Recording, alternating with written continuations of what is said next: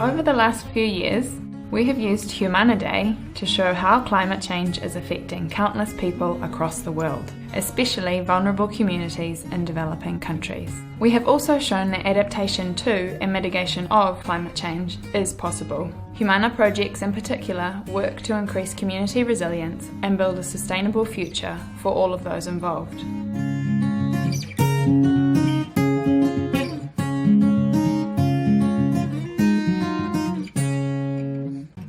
But we don't have to travel so far to see how climate change is affecting our world.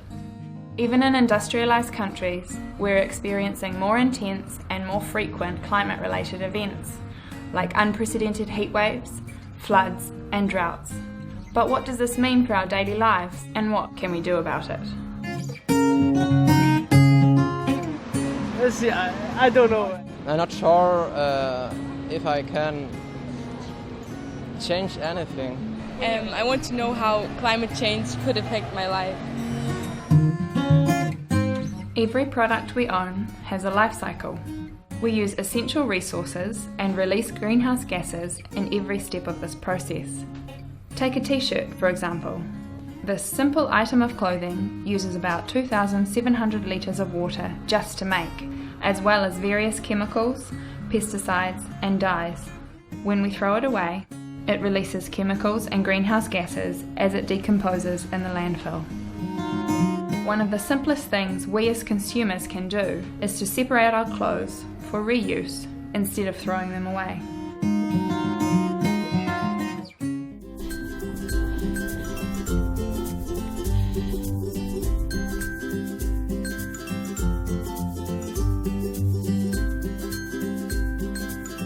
The linear economic model which Europe has developed since the Industrial Revolution take the resources, make a product, consume it, and then dispose. We all know that resources are finite and the population growth is quite stunning across the globe. We're going to reach probably 9 billion people by 2050.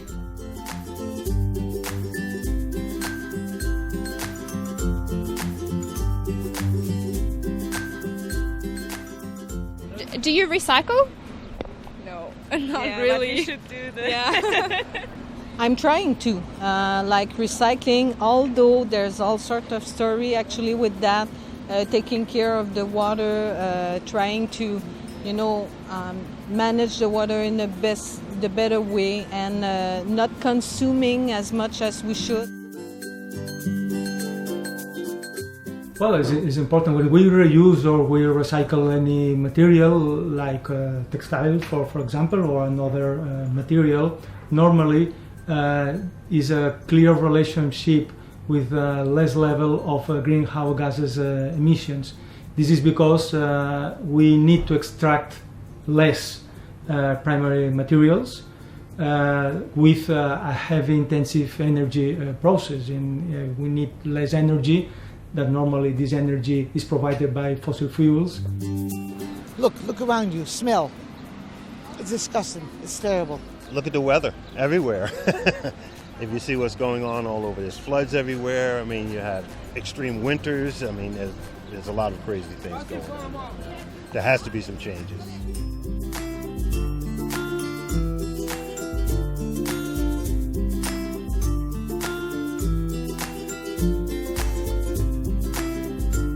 We're consumers, but we're also producers of waste. And so much of this waste is unnecessary waste. So much of this waste is fruit of negligence and fruit of a non-consideration of the value of what goes into the products that we're using, consuming, and then disposing of.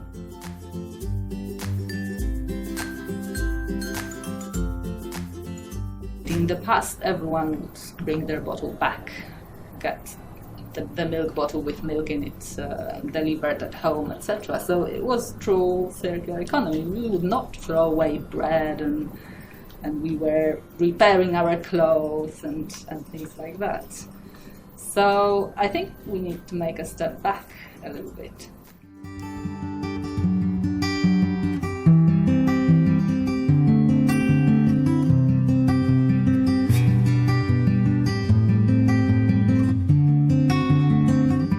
It's very funny because in our family we have now a tradition: when we buy something we have to throw something else or give it away, so we're recycling to people that are in needs, or instead of throwing things we're trying to give it a second or third life.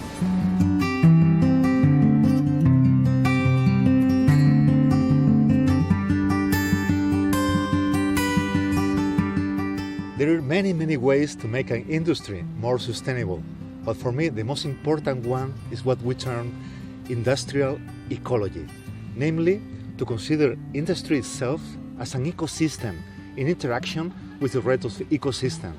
The basic idea behind is to design products and processes just as nature would do it, namely design thinking in terms of ecology. And if you take clothing, for instance, you need to buy raw materials. So sustainable sourcing comes into play. You would rather buy cotton that was produced sustainably to produce your clothes than in unsustainable conditions damaging the environment in other parts of the world.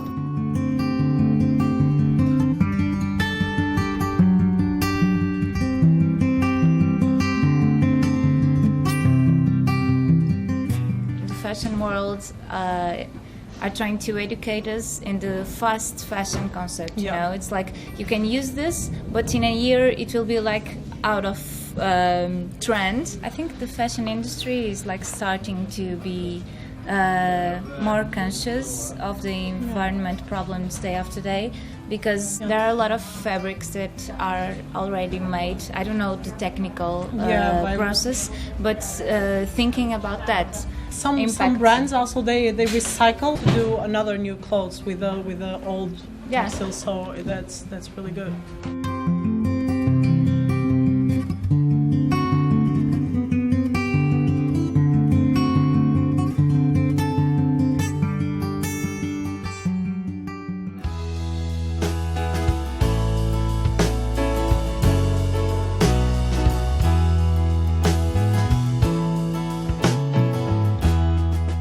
We can donate our used goods, such as clothing, so that someone else uses them. And they're often in extremely good conditions. You just don't like them, we've grown too fat or something, and you just want to get rid of them. Someone else will be happy to use them. And then you save a tremendous amount of resources. Do you think that each person can make a change in their own lives that can help the situation? I think we all have to make an effort, much more than we're doing now. Especially with clothes, when we buy a new thing, we have to give away one of the pieces we had, so we're not, accumulating things, but trying to pass it on to the next people.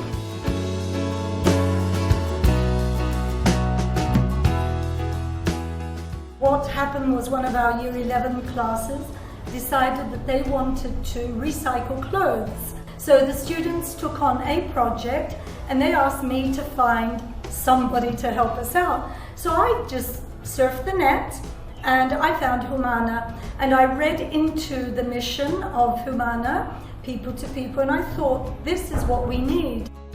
Awareness is really built from childhood, and many countries which I speak about waste management repeat that it's extremely important to tell children at schools already what to do with their waste.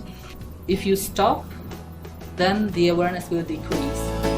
Each year, Humana member organisations collect and prepare 130,000 tonnes of clothes and shoes for reuse. Noi penso che riutilizzando, almeno nel nostro piccolo, come fare la raccolta differenziata, come cercare di riutilizzare il più possibile le cose che usiamo quotidianamente nella vita, come anche gli abiti, questo è un piccolo gesto, è una cosa che aiuta. For every bin full of donated clothes that we collect, we can prevent up to 10,000 kilograms of carbon dioxide from being released into the atmosphere. Il fatto di avere dei cassonetti e in qualche modo attraverso l'azione nelle scuole o di sensibilizzazione della popolazione, attraverso un semplice gesto, riempirli con indumenti che non vengono più utilizzati, la visione generale impostata da noi rispetto alle politiche ambientali si declina anche fino al rapporto con Humana che ci produce questi risultati, quindi soddisfazione massima.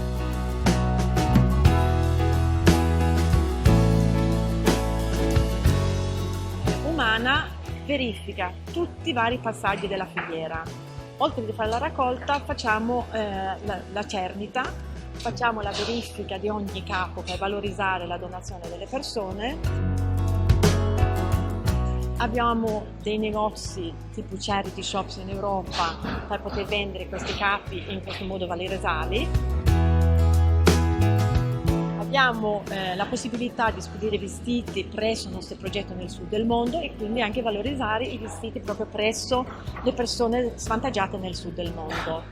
Ma non finisce qui, perché se un capo può essere ancora utilizzato, ridarlo a qualcuno che può usarlo o metterlo in vendita e si rientra in un circuito di post consumo, ovviamente salvaguardia l'ambiente.